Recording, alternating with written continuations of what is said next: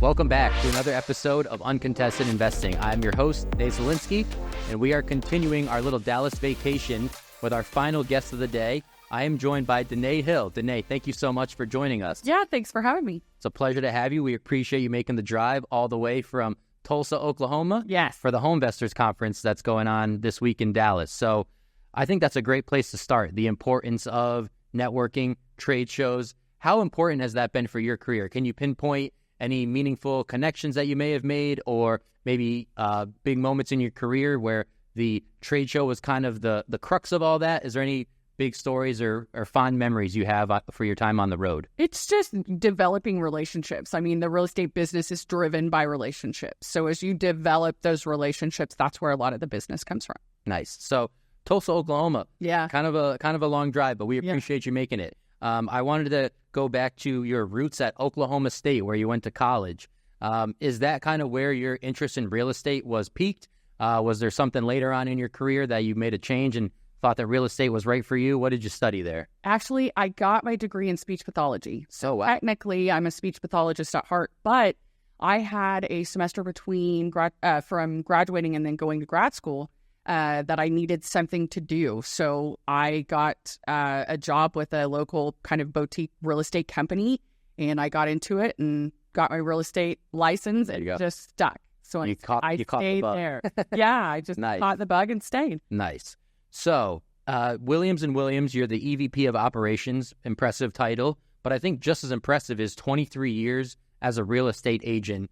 Anybody that listens to this show, whether they're an agent, a broker, a real estate investor themselves, 23 years is a long time. It's an impressive amount of time. What can you attribute your longevity to? What skills have you developed, or things that have kept you grounded and able to maintain and sustain a level of success in this industry? Yeah, some of it's luck, of course, and then some of it is just kind of knowing, or actually the environment kind of forces you into doing something different. So when I started, I was with a small boutique brokerage firm, got a lot of commercial experience. And then, as everybody I'm sure is familiar with, when the banking industry kind of went under in 2008, we were mainly buyers brokers. So it forced me to kind of find a different career. So it was tough. And so then I went to Williams & Williams and started at there as a project manager and have been there ever since. Nice. Yeah. Being adaptable is a huge part of real estate investing. So as the peaks and valleys of the industry have kind of taken over, is there something that you see that's successful in any industry, or is it truly the investor's ability to stay adaptable, find alternative solutions? Is that what makes them successful? I think so. Yeah, you've got to be open-minded, and then you kind of got to be, always kind of following the grind. So you've got to be able to identify those opportunities, where the next opportunity is coming from, and just continuing to kind of follow the breadcrumbs until you get there. Nice. And we hear this business referred to as a relationships business all the time, right? People always want to talk about the bottom line, how much money they made. But at the end of the day, it's the people you know, it's the relationships you make. So I'm wondering, how cognizant are you of your communication skills? Is that something that you've been able to see develop over the course of your career? Is it something that kind of just came naturally and you kind of used your personality and it just kind of fit into real estate? How's that journey been for you? Because at Williams & Williams, you guys deal with a lot of different client types. So I imagine within the course of a day, you're having 5, 6, 7 different conversations. Yeah, and with 5, 6, 7 different types of people, buyers, sellers, servicers, brokers, et cetera. So you kind of have to adapt your communication style to whom you're speaking with. But also, communication is core to my character. So my rule is I'm always answering the emails. If my phone rings, I answer it. I'm constantly making myself available to have those conversations. And that's a compliment that I and our company receives often is, you answered the phone, you got back to us in a timely manner. And so I've found that, a key simply is just communicating, over communicating mostly. Yeah, you mentioned that, the reputation that you build is extremely important. So at Williams & Williams, they pride themselves on being a 4th generation auction house. Can you kind of take us through what that looks like for them and, how that family atmosphere kind of developed their culture? Yeah, so it's kind of a family atmosphere, which I think a lot of people will agree is better than a corporate environment, maybe. And so it keeps us relaxed because we have to be nimble. It's very fast paced. You have to be you have to adjust to chaos and pivot often. And so having a family environment with people that you've worked with for a long time and that you enjoy working with, and having that support system and that base is important to keeping us, making it through the hard times and being successful and just going with the flow, basically. Yeah. So a step further with the family atmosphere, the culture, that's all extremely important. But on an individual level, can you pinpoint any mentors in your career that people have kind of helped you along? You've sought out for guidance, and they're probably part of the reason why you're still in the industry, right? I mean, yeah, I have. I've worked with someone. Her name is Fontina Fitzwilson. She was my boss for 10 years. We're now peers, and she was an incredible mentor in that, she was just has incredible energy, and my values of communication I got from her. I learned it from her because that's how she was successful, and that's how she got deals done, was constantly, fostering those relationships and over communicating with buyers and clients and sellers, et cetera. And so, she's been an inspiration and someone who I've looked up to, and I've just really tried to model my behavior after her because she's a perfect example of where it can take you. That's awesome. Yeah, I ask that because real estate is often viewed as a lone wolf industry, people that have the leads, have the success, that they just keep it all to themselves. But if you're actually involved in the industry, you can realize how much of a community is, how willing people are actually to help. So I think for the investors that are out there that are new, that think that they have to do it all alone, it's that there's countless examples. In every episode, I try to explain that through our guests of it's a teamwork atmosphere. There's a mentorship aspect of it that's involved in, you can evolve throughout your career, not just sticking to yourself and being that solo individual that just tries to complete the work themselves. Yeah. So we're here with Danae Hill. We're going to take our first break. We're going to come back. We'll do the Money Making Minute. Stay tuned. REI Inc. is the premier monthly publication for real estate investors. Dive into a wealth of expert insights and knowledge from industry leaders and gain valuable regional market insights, ensuring you always have the best information right at your fingertips. Visit REIInc.com to elevate your real estate investment game today. And we're back with this week's episode of Uncontested Investing. I'm Nate Zielinski, joined today by Danae Hill. Danae is the EVP of Auction Operations at Williams & Williams. Danae, we've got the first segment for you lined up. It's the Money Making Minute. And what we're going to talk about is an investment strategy, an app, a skill, a habit, or a part of your daily routine. What do you think sets you up for success, and what can our listeners take with them that they can either implement tomorrow or months down the road that leads into a successful 2025 for them?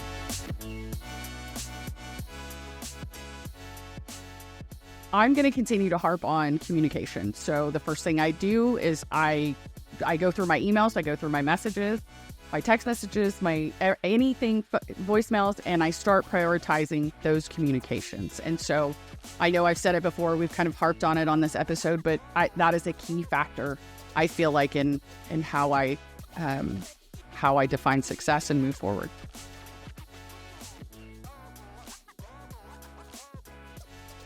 Danae, you touched on communication there in the Money Making Minute, and I should have put this together right away. But as a speech pathologist, being your degree at Oklahoma State, now with years of experience in the industry as an agent and an EVP of Operations, communication is extremely important. But for people out there, they think it's just, okay, I've got to pick up the phone every time it rings.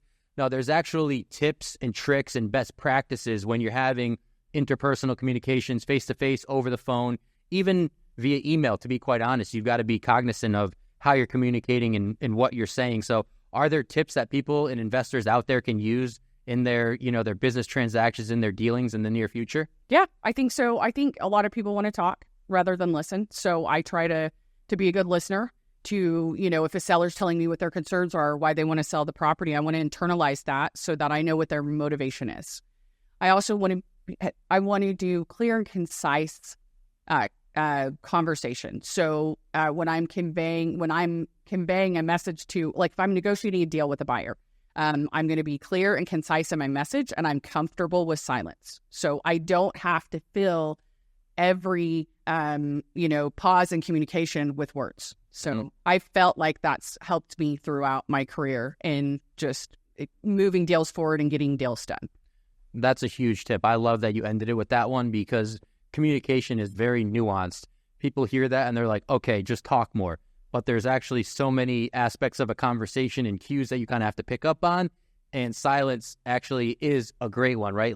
Be comfortable in the silence. Let people think, let people formulate what they want to say. Sometimes they're thinking so much that they're going to give you the answer or say exactly what you want them to say because you gave them the space to allow them to do so. Yeah. When you're negotiating, people are running numbers in their head and trying to figure things out. So you want to give them time and space to do. Yeah. Over talking, sometimes that can confuse them. They makes them uncomfortable. Yes. That they're starting to not communicate as concise and as clearly as they want. And then you see them start to back away from the conversation. So very, very good insight there. I love that answer. So as we talked about, you're the EVP, the Executive Vice President of Auction Operations at Williams & Williams, but you put in some pretty hard work to get there, right? It's been over a decade. So first of all, how gratifying was that to get that promotion, see that hard work pay off? And then you obviously want to hit the ground running in a new role. So what are some of your goals as you take this next step as EVP? Yeah, it was gratifying. And it was nice to come in kind of from the ground up. So I understood. I started as a project manager. So I was handling auctions on a daily basis. I was talking to buyers and sellers and agents and brokers and also, I was kind of in the trenches every day. So from an EVP standpoint, I know what the struggles are. I know what the challenges are. And I want to bring forward, technology in this industry is constantly changing. Mm-hmm. So, I just want to make sure that we have the newest and the best technology. I also, it's always tweaking processes and kind of the basics, right? Like, continuing to maintain a family environment that we've talked about before, being a mentor and a support system for others as I had provided for me. So, there's, I can't divulge all the secrets, but I definitely have, some things in mind that I want to take care of while during my tenure. Watch out, everybody. Yeah. Nice. I love that. Okay. So one thing I want to talk about is the auction process itself. There's a lot of investors out there. They'll go on Realtor.com. They'll go on Zillow. They'll check social media, but they leave a big stone unturned in the auction environment, I would imagine. So can you walk us through what that process looks like? Maybe, I know you have a lot of different client profiles, but what's a successful auction for you, and how can investors maybe find more information about auctions? Yeah, so a successful auction for us is if it transacts, right? We've got a close-in fund. So it's not successful for anyone until, ownership's been transferred. Mm-hmm.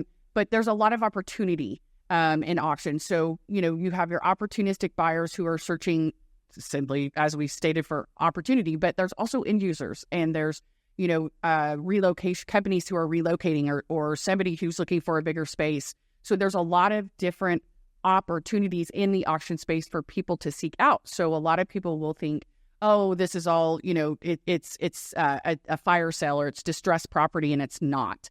So, our company specifically works with, corporate sellers, Fortune 500 companies, surplus real estate, owned real estate. So it's not all just foreclosure, but it's a wide breadth of audience, because you've got your opportunistic buyers who, of course, are looking for some sort of, deal, fix and flip or whatever it is that they want to do. But you also have, we have families out there searching for a home, or we have, a office supply company that's wanting to relocate. So there's just a whole lot of different options, when it comes to auction. And you have to constantly be following those sites, because, auction inventory churns quickly. Mm-hmm. So, our goal is to churn our inventory every month. So regardless of what auction company you choose to bid with or that you use, you have to be on top of their website constantly, because there's new properties coming on and going off on a daily basis. We have auctions every week. And so, it's kind of like a part-time job, right? Yeah. You gotta constantly be paying attention. So for investors that may be out there, they hear an auction and, they think maybe bigger firms are going. Mm-hmm. There's going to be people that are already millionaires and extremely established that are just going to come in and swoop up all these properties. Is that a myth? Do investors that are, day to day, that are maybe smaller mom and pop investors, do they have an opportunity to be successful at these auctions? Yeah, absolutely. In fact, that's a lot of what we see, is the smaller investors. Some are building a portfolio, some are onesie twosie, some are just getting started, some have, been with us for years. So yeah, I mean, there's an opportunity for no matter who you are, what your portfolio is, what you're looking for, there's opportunity out there for every single buyer. And I think awareness has got to be part of the challenge for them, finding out about these auctions. I believe you have virtual auctions now too. Is that online auctions? People may think that the auction is you go sit in a crowd, you put up your number, and then the house is yours, right? But I think it's evolved a lot. It's much more fast paced. So, how do people find that information or find out about auctions when they're taking place? Yeah, so typically the website will list, a time and date. Most online auctions last for a period of time, be it 2 to 3 days. Okay. But there is people choose auction because it's a time-definite real estate transaction. And so there is a time that the auction is going to end. A lot of the activity, of course, takes place in the last few minutes, maybe an hour before the expiration time. But yeah, all of that information should be listed on any auctions website. Great. Where you can find it, start, finish time. And also important to mention, terms of sale. So, you need to know kind of what your fees are going to be, what your seller's requiring, how many days you have to close, et cetera, et cetera. So all that information is listed pretty much on any website. As we wrap up the auction process and, kind of what you do at Williams & Williams, the last thing I wanted for you to elaborate on to really get home to our listeners out there that might be investors that have never been to an auction, have been intimidated by it.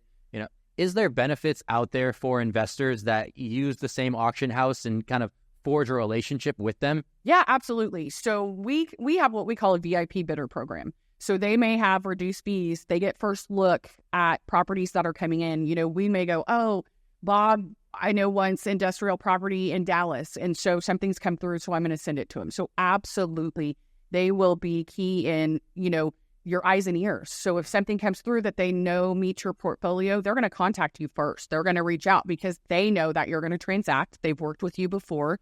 You're reliable. And so they're going to ensure that you're aware of that property ahead of time. And so absolutely. That's awesome. And they might not literally be doing it, but essentially it kind of goes back to the relationship aspect of the business.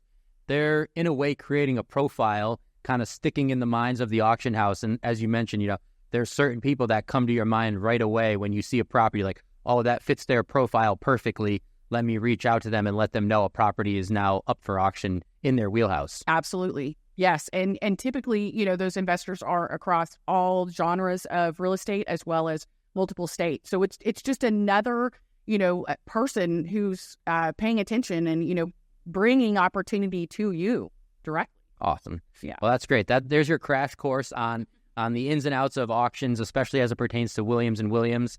So thank you for that, Danae. We're going to take one more quick break. Sponsors are going to take over, and then we're going to come back and do the Deal Breaker, Deal Maker with Danae Hill. Stay tuned. A fourth-generation auction house, Williams & Williams is one of the most respected brands in real estate auction. In the last 10 years, Williams & Williams has sold more than $10 billion in real estate across the 50 states, Washington, D.C., Puerto Rico, Central America, and Europe. Their clients include Fortune 500 companies, government entities, leading financial institutions, broker partners, and even private sellers. Thank you for joining us on this week's episode of Uncontested Investing. Again, I'm joined by Danae Hill, EVP of Operations at Williams & Williams Auction House. So, Danae, the table is set. We're going to do Deal Breaker, Deal Maker. The crux of this segment is going to be what causes deals to break down. What do you see in all successful transactions? What do they have in common? So the floor is yours. I'll let you go with Deal Breaker, Deal Maker.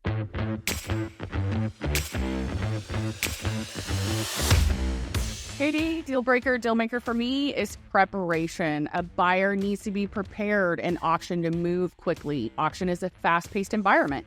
So you need to be prepared if you're, how are you funding this deal? How are you taking title? When are you closing? How quickly can you close?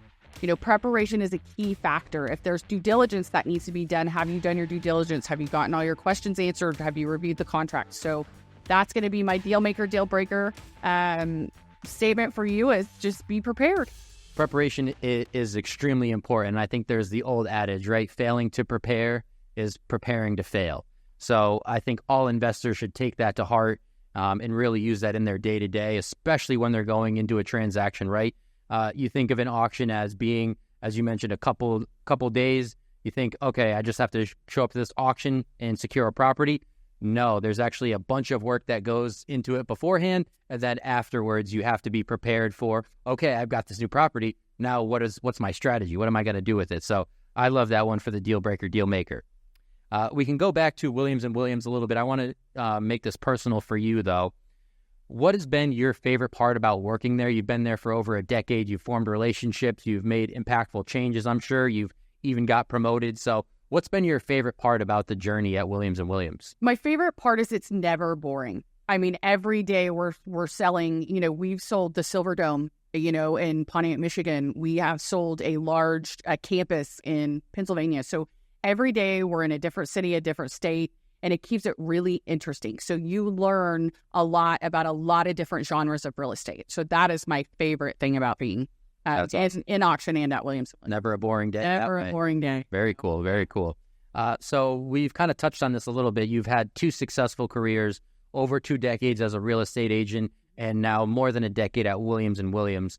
Do those 2 professions kind of help each other? Is there crossover? Has one helped you be better at the other, or vice versa? Yeah, I think, when I was as a real estate agent, it's more sales, but it's still the key factor that I like to keep hitting on is communication. So you're communicating with your buyers and your sellers, and your clients, et cetera. But I'm doing the same thing because sales and operations can kind of be a competing, a battle. And so I feel like I'm taking that relationship building experience, moving over into operations and kind of taking a different tact, or maybe looking at things differently than maybe my predecessors did. So, I want to maintain those relationships. I want to have great relationships with my employees, and I want to listen to them and the changes that they want just as much as I would if I were dealing with a seller or a client or somebody else. Awesome.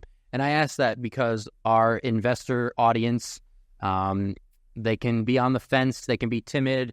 It's a leap of faith industry, if you will, right? But a lot of them will have 9-to-5s and then invest as a side hustle until it kind of consumes them and it takes over their life and becomes their passion in a way. So it's just good to know that, you can wear 2 hats at once. Obviously with you, they're more closely aligned being in the same industry. Mm-hmm. But again, for professionals that are out there that are real estate investment adjacent, there's so many times where, I am a senior partnerships coordinator at RCN Capital.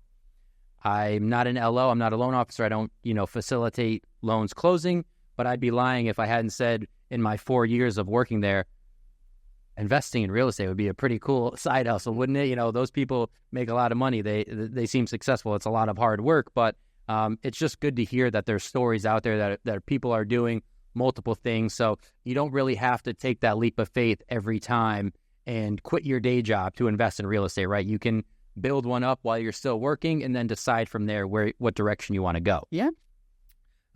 Lastly, the question I love leaving our audience with is their passion project. What do they do outside of the real estate industry, especially investing? It can take over your life 24/7. You're missing dates. You're missing your kid's soccer game to try to close a deal. It can consume you trying to chase the bottom line and a new property in your portfolio. Is there anything that you do outside of the real estate industry that you feel helps you recharge your batteries and makes you better in your role at Williams & Williams? Yeah, I mean, because auction, as I mentioned earlier, it's a really fast-paced environment. So you're constantly pivoting, you're constantly, reacting, sometimes to what's going on. So, it's real simple for me. I like to read. So I will just sit and read and lock myself in a room for 6 or 7 hours. And that's kind of how I recharge and just, convince myself to get up and do it all over again the next day. You got a specific genre? Is it all kind of professionally based or? Okay. I am not picky. Yeah, professionally based is great, but sometimes you just need to disconnect. Exactly. So that's kind of what reading is for me. But I am not picky. So if anybody has any suggestions, there you go. Do you have a favorite author that comes to mind? I really don't. I mean, when I probably read 4 books a week. Wow. So, I mean, if I can pick it up and read it, I will. It's just, I probably have stacks. People know I'm a reader and I've That's awesome. Stacks and stacks of books. So, yeah. Read to recharge. You heard it here first. Yeah. You can brand that. You can start a book club. That'll be your motto. I don't have to take a fee on that. Yeah. Danae, thank you so much for joining us again. The EVP of Operations at Williams & Williams. If you're unfamiliar, if you want to learn more, hit Danae up. I'm sure she'll have all the answers for you. She's been great for us over the course of this half hour. Danae, thank you so much for joining us. I really appreciate your time today and the drive from Tulsa to boot. Yeah. So you, Nate. we appreciate it. I think that might be the furthest commute to be on an episode of Yes, wow. In a car anyways. I think people have flown, but we'll give you that one for the car. Thank you so much. And for our listeners of Uncontested Investing, thank you again for tuning in. Don't hesitate to like and subscribe if you want more content just like this. We're here to help every step of the way. For Uncontested Investing, this is Nate Zielinski signing off. We'll see you all in the next one. Thank you for listening to Uncontested Investing. Questions about today's episode or the podcast? Email podcast@rcncapital.com and make sure to follow REI Inc. magazine on LinkedIn and Facebook and RCN Capital on Instagram, LinkedIn, and Facebook. See you all next time.